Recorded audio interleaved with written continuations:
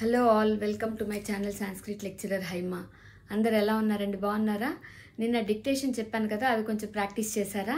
గుణింతాలు, ఈ డిక్టేషను, అలాగే వొబెల్స్, కాన్సనెంట్స్, ఇవన్నీ మీరు ప్రాక్టీస్ చేస్తే, ఎంత బాగా ప్రాక్టీస్ చేస్తే అంత బాగా మీకు వస్తాయి. నిన్న మనం డిక్టేషన్ చెప్పుకున్నాం కదా, ఇవాళ ఏం చేస్తున్నానంటే మళ్ళీ సేమ్ అలాగే కొన్ని పదాలు తీసుకొని తెలుగులో ఎలా రాయాలి, అవి సంస్కృతంలోకి వచ్చేసరికి ఎలా మారుతాయి చూద్దామండి. కొన్ని ఒక 4 ఈజీ వర్డ్స్, ఒక 4 కొంచెం సంయుక్త అక్షరాలు అంటే మిక్సింగ్ లెటర్స్ కలిపి ఉన్నవి నేను ఇక్కడ రాశాను. అవి ఒకసారి చూద్దాం. ఓకేనండి? ఒకసారి చూద్దాం. ఈజీ లెటర్స్ ఫస్ట్ ఎలా ఉంటాయి, ఈజీ వర్డ్స్. ఇక్కడ చూడండి, ఈజీవి రాశాను. రామః, రామః తెలుగులో రాశాను, సాంస్క్రిట్లో రామ విసర్గ, రామః. ఓకే, నెక్స్ట్ కళాశాల.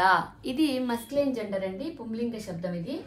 సో నెక్స్ట్ ఫెమినిన్ జెండర్, క లా షా లా, కళాశాల. ఓకేనా? Next Sita, Sita. Feminine genders అన్నిటికీ కూడా దీర్ఘం వస్తుందండి. నెక్స్ట్ మునిహి, ముని.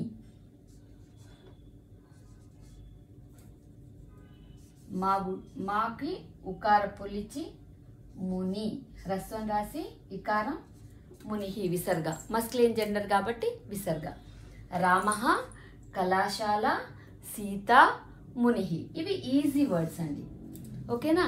ఇప్పుడు కొంచెం సంయుక్త అక్షరాలు చూడండి. మాణిక్య వీణ, ఫస్ట్ వన్. మా దీర్ఘం, అణ టఠడఢణ, మాణిక్య. కా హాఫ్ రాయాలి, మాణిక్య.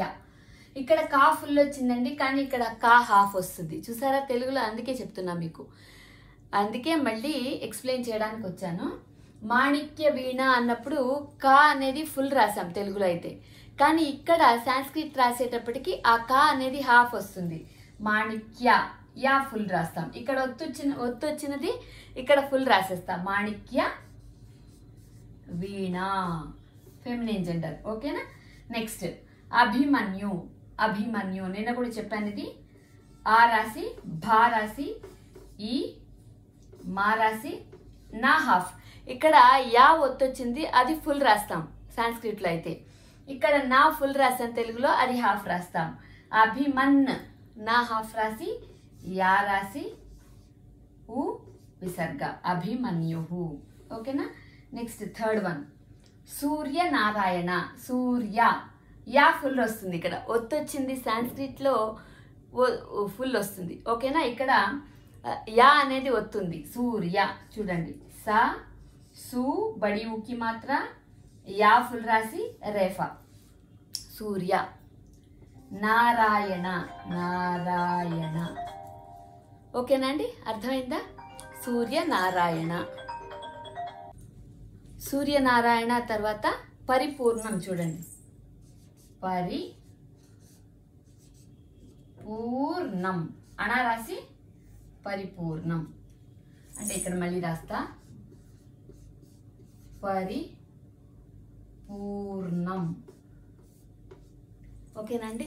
ఇలా మీరు సాంస్క్రిట్ కనుక ప్రాక్టీస్ చేస్తే చక్కగా ఈజీగా అతి కొద్ది కాలంలోనే మీరు అన్నీ నేర్చుకోగలుగుతారు. ఓకేనండి? ఇప్పుడు ఒక మంచి శ్లోకం చెప్తాను. సంపత్సు మహతాం చిత్తం భవేదుత్పల కోమలం ఆపత్సు చ మహాశైల శిలా సంఘాత కర్కసం. మహతాం చిత్తం, ద వైస్ పీపుల్స్ మైండ్, మహాత్ముల యొక్క మనసులు. సంపత్సు మహతాం చిత్తం భవేత్ ఉత్పల కోమలం, మహాత్ములు సంపదలు కలిగినప్పుడు చాలా టెండర్గా ఉంటారట, అతి సుకుమారంగా ఉంటారు. ఎలా అంటే ఉత్పలంలాగా.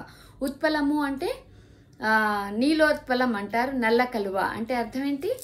మన కళ్ళని నల్ల కలువలతో పోలిస్తారు. నల్లగా ఉంటాయి అంటే నీలంగా ఉంటాయి అవి. సో కలువల్లాగా నల్లని కళ్ళు అని అర్థం. అవి డార్క్ కలర్లో ఉంటాయి అన్నమాట కలువలు అంటే. అంటే బడ్ లాగా ఉంటాయి, ముడుచుకునే ఉంటాయి. పువ్వు అనేది విచ్చుకొని కంప్లీట్గా బ్లూమింగ్ అయ్యి ఉండదు, ఒక మొగ్గలాగానే ఉంటుంది. వాటిని కలువలు అంటారు. ఓకేనండి? సో నీలోత్పలం, ఉత్పలం అంటే కలువ అనర్థం. వీళ్ళ మనసులు కష్టాలు వచ్చిన సుఖాలలో చాలా నల్లని కలువల్లాగా చాలా టెండర్గా ఉంటాయట. ఓకేనా? సంపత్సు మహతాం చిత్తం భవేత్ ఉత్పల కోమలం, ఉత్పలంలాగా చాలా సుకుమారంగా, సున్నితంగా, కోమలంగా ఉంటాయట మహాత్ముల యొక్క మనసులు. అదే కష్టాలు వచ్చినప్పుడు మహాశైల శిలా సంఘాత కర్కసం, మౌంటైన్ రాక్స్ ఎంతైతే స్ట్రాంగ్గా ఉంటాయో అంత కర్కశంగా, అంత హార్డ్గా ఉంటాయట వాళ్ళ మనసు. సేమ్ ఒకే మనసే. మహాత్ముల యొక్క మనసు కష్టాలు వచ్చినప్పుడు ఒకలాగా, సుఖాలు వచ్చినప్పుడు ఒకలాగా ఉంటుందట. ఎలా అంటే మహాశైల శిలా సంఘాత కర్కసం. మహాశైలము అంటే మహాపర్వతం.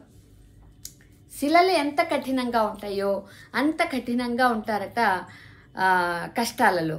సో కష్టాలు వచ్చినప్పుడు మనం కుంగిపోయి ఏదో అయిపోతుందనుకొని భయపడితే మనసు దౌర్బల్యాన్ని పొందుతుంది, అంటే మనసు బలహీనపడుతుంది.